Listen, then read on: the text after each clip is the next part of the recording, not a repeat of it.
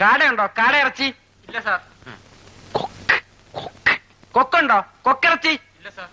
ഇവിടെ കൊണ്ടുവന്നത് മുഴുവൻ പിരിഞ്ഞിട്ട് പോരെ, കാടയും കൊക്കൊക്കെ പോരെ?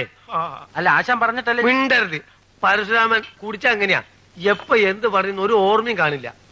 പരശുരാമൻ ഇനി മദ്യപിക്കണ്ട, നമുക്കൊരു വഴിക്ക് പോകാനുള്ള കുഴപ്പമാവും. എന്ത് കുഴപ്പം വരാനാ? ഈ യാത്ര നാളത്തേക്ക് മാറ്റി വെക്കും, അത്രയല്ലേ ഉള്ളൂ. ഈ കുപ്പിടുത്ത് നിറന്തലുണ്ടോ? അതാണ്ടല്ലോ. അടിയാ സൗകര്യം അടിച്ചോളൂ. കണ്ടോ, വലിയ പണക്കാരാന്ന് തോന്നുന്നു. എന്തൊരു തീറ്റ അതിന്. അയ്യോ, ഭയങ്കരം തന്നെ. അയപ്പായിട്ടൊന്ന് പിടിപ്പിക്കേ.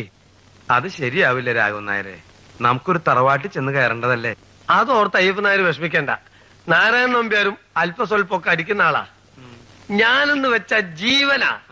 ഞാൻ ചോദിച്ച ഒരാനയല്ല, തറവാട്ടിലുള്ള മുഴുവൻ ആനയും പെറുക്കി തരും.